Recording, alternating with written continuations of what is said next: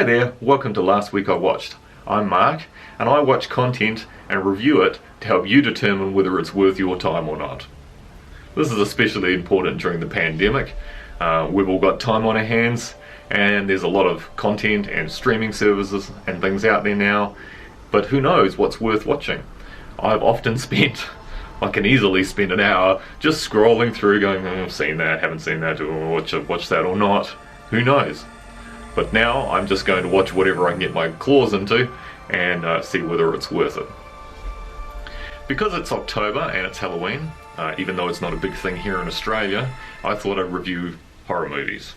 So this week I'm reviewing Prey, Jason X, Jason Goes to Hell, a classic horror, Polaroid, and He Never Died.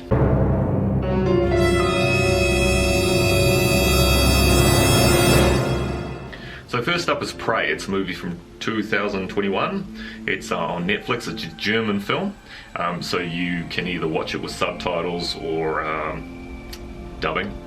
I personally prefer to watch them in the original language with the subtitles. The acting always sounds a lot better when you don't have somebody dubbing and it sounds like, you know, the voice is just reading off a script rather than actually acting it out. So this movie starred David Cross, Maria Erich, and Hanno Koffler. Basically, on a bachelor party weekend, Roman, his brother Albert, and their work colleagues go on a hiking trip. However, they soon find themselves in a desperate fight for survival when they realise they've become the prey for a mysterious shooter. This film was quite good. I actually quite enjoyed it. It's not got a lot of special effects or anything like that, but it certainly builds a lot of tension as they are stalked and harassed by this person. You know, the mysterious sniper taking shots at them through the woods. You're not quite sure who to trust. There's various levels of skills, and within the group, and of course it only serves to exacerbate the mistrust that already exists in the group and the issues that the various members actually have with each other. Even though they are ostensibly friends, they don't necessarily always behave that way, and it's certainly the tensions bring things to a front. There are also secrets and things as with any group, and these get revealed throughout the course of it. I don't know that I want to go into spoiling anything, but if I will spoil things, I will let you know and give you a chance to jump out and come back when you've watched the film. I recommend the film. It's worth a watch. It's pretty good. Check it out. Alright, next on the list was Jason X from 2001. It stars Kane Hodder, Alexa Doig. It was on Netflix. Jason returns with a new look after he's thawed out aboard a 25th century spaceship. Now, I realise this is not the first Jason film. I have seen some of the old ones. I might actually go back and watch them again, because I have to say, this was terrible. This was a real struggle to get through this film. I don't know if they were running out of ideas at this point, because I think, this must be about like the 8th or 10th Jason film, but it's pretty bad. The storyline is barely there, if anything. The actors are pretty well phoning it in, but I think that's largely a fault of the script and things. Some of the actors and actresses have gone on to do other things, and they're pretty good in those things, so I don't necessarily blame the actors, but boy, it's a terrible film. There's really no real suspense. There's no very clever kills. He literally just pops up and kills people. It's fairly well telegraphed. There's no real jumps or anything like that. Some of the effects are okay. I'd say they probably spent the budget on that. They certainly didn't spend it on the music. It sounds like a lone keyboardist in his mum's basement on a synthesizer. It's pretty terrible. In all honesty, I can't recommend this film. I would not waste your time on it. I feel dumber for having seen it. That's, as always, just my opinion. If you want to check it out, feel free. The next one was Jason Goes to Hell. This was 1993, so I think I'm working back chronologically. I don't know, there may be others in that series. It does seem like quite a big jump.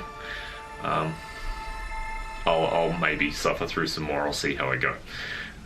But Jason did not endear me after the previous one. I really just selected Jason Goes to Hell because I thought it came up recommended, and I thought, well, I've seen this one, maybe another one will be better. This one stars Kane Hodder as usual as Jason, John D. LeMay, Erin Gray, which I was surprised to see her. I hadn't seen her in anything really since Buck Rogers, and Stephen Williams from The X-Files, so that was good. Jason's supernatural origins are revealed, and the fight to end him once and for all begins. Now, we know this isn't true, because I know I've seen a sequel after this. I don't know, maybe at the time they thought that they would end it. They might as well have. Again, this thing seems low budget.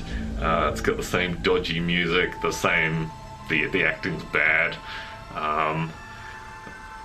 Yeah. Do you want some spoilers? I'm going to do some spoilers. Feel free to pause now if you're really into this and want to go watch it. Jason is killed fairly early on in the piece, and then goes on to transfer his spirit into various other vessels as he's working towards being fully reborn. I don't know whether that implies that he's in hell or whatever, but apparently he's some kind of disgusting slimy worm creature that gets into a doctor, and then, I don't know, I'm assuming from consuming his heart or something? But then he goes around vomiting the worm Jason into other people and then takes control of them, and then they become sort of invulnerable and go on a bit of a murder rampage. But he's out to kill Voorhees' sister and her baby. Yeah. Because they're apparently the only ones that can actually kill him. But then there's a dagger. I mean, I don't know where the dagger comes into all this. I really didn't reach the end of this understanding his supernatural origins any better. I don't know. He's an undead creature, but apparently there's a magical dagger that's wandering around that's designed purely to kill him. Okay, this was dreadful. Again, I can't recommend it. Maybe the early ones were good. I don't know. It didn't feel like there was a lot of suspense, really. Again, the kills were better than the space one, but again, nothing amazing. I didn't really feel frightened by it. It just sort of laughed at it, really. I do not recommend. But again, if you want to, fill your boots. The next film is a classic horror. It's 2021. It stars Francisco Rubio and Matilda Anna Ingrid Lutz. It's on Netflix, and it's an Italian film. 5 carpoolers travel to reach a common destination when an accident occurs. They crash, and when they come to, they discover that the road is gone. They're trapped in a forest with a mysterious house, and a cult is hunting them. Now, this was actually way better than the Jason movies. I enjoyed this one a lot more. It was interesting. You take a bit of time to get to know the characters, then they're thrust into the setting, and you do kind of wonder what the hell is going on. One of the characters suggests that maybe they're trapped in a purgatory, that they can't leave, and things like that. Eventually it all starts to unravel as various members of the group are killed in horrific culty ways. Now, I'm just going to do some spoilers, so if you want to stick your fingers in your ears now and go la la la, here we go. In a shocking twist, it turns out that one of the people in the group is actually making a horror movie, and he's co-opted these other poor suckers into this thing, and he's actually pulling all the strings. Which I thought was really good. It was a unique idea, it was something I haven't seen before, and I enjoyed it. But I do have to say it did raise some questions. So at one point you reveal that there are, service trucks and makeup trucks and everything else set up down the back somewhere in the forest or whatever. And I do wonder how you would recruit all of these people to make a movie, and that they would all be okay with taking innocent people and killing them. So I thought that would have been interesting. Are they all in on it? Do some of them just think it's a it's a movie and it's special effects and props, or what's going on there? How do you recruit henchmen to make a murder picture? It's kind of interesting, I thought. I guess it's very similar to Cabin in the Woods, although it doesn't have the same sort of twist ending. But yeah, I would definitely recommend checking this film out. It's a good film. Sit through the credits. There is some stuff going on in the credits which was interesting. I think they've left some breadcrumbs and things there for a sequel. They've definitely mentioned a mysterious client was mentioned in passing in the film, that was after this particular girl. Now I don't know if it was for the reason she was pregnant or what it was, but I'd be interested if they were going to elaborate on any of that later. So it'll be interesting to see if there's a follow-up to it or not. Okay, next on the list was Polaroid. It's a 2019 film. It stars Catherine Prescott, Tyler Young and Mitch Pileggi from The X-Files. It's on Netflix.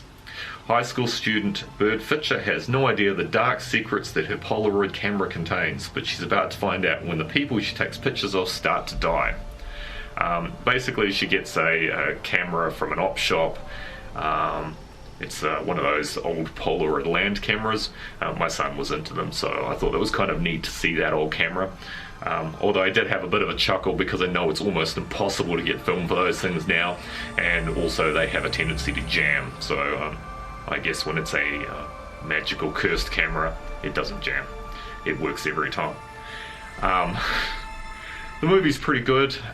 It's very dark. It was a good story. It was something I haven't seen before, although I've seen variations of the whole, watch a video, get killed thing. But there are a couple of twists in it that set it apart, and as they start to unravel the mystery of this device, it brings them into conflict with the central spirit. I recommend checking it out. It was quite good. Definitely better than the Jason movies. Okay, and finally for this week, I watched He Never Died. It starred Henry Rollins, Boo Boo Stewart and Kate Greenhouse. It's on Netflix. I forgot to check which year it's on. Oh well. I think it's an older film. I think it was in the 1990s. Anyway, the story is about Jack. He's reclusive, and he finds out he can't avoid his violent past when the outside world comes knocking. Now, ostensibly, it sounds like a crime thriller type thing, and it is with horror elements. I don't want to spoil it, but I recommend it. It's very good. It was something original. I liked Henry Rollins. His acting was very good in it. He really doesn't give a fuck about anything. And it was kind of interesting to see him go on a bit of a journey. I think he's kind of shut himself off in the world, and he's sort of forced to drag himself back into things and start to care about things again. So it was good. It is it's got some good action and violence and whatnot. And yeah, it's something a bit different. So I recommend you check it out. I'll go into some spoilers now. So if you don't want to watch, hit pause. I thought it was quite interesting how he's an immortal being. It kind of played on the whole vampire thing a little bit, although he doesn't, strictly speaking, drink blood. He was eating flesh and things like that, I'm assuming, so that he could regenerate things. But it was interesting that he'd been creeping around since the time of the Bible, and that he was in fact Cain. I did have to look up the whole Cain and Abel thing, so I'm assuming because he killed his brother, he's been cursed to, well, the Bible says he's been cursed to wander the earth, and he's obviously some kind of undead creature. I can imagine that's why he's shut himself off from the world. It would be hard, I suppose, getting attached to anyone anyway, since they all get old and die, and he persists on and on forever, kind of like Highlander. I found that quite interesting, but at the same time, pretty gross that he has to consume human flesh, and he's actively been trying not to do that, which I thought was an interesting take on it as well. That he's attempting to eschew his immortal life. Although I imagine he's still just going to continue on and on and on. At the beginning, when they show a couple of large scars down his back, I thought they might have been going the route of an angel or something like that. So I suppose there's a suggestion of a biblical connotation there from the outset. That's also possible. I mean, he could have been a fallen angel / demon or something like that. But yeah, it sounds more like he's been creeping around.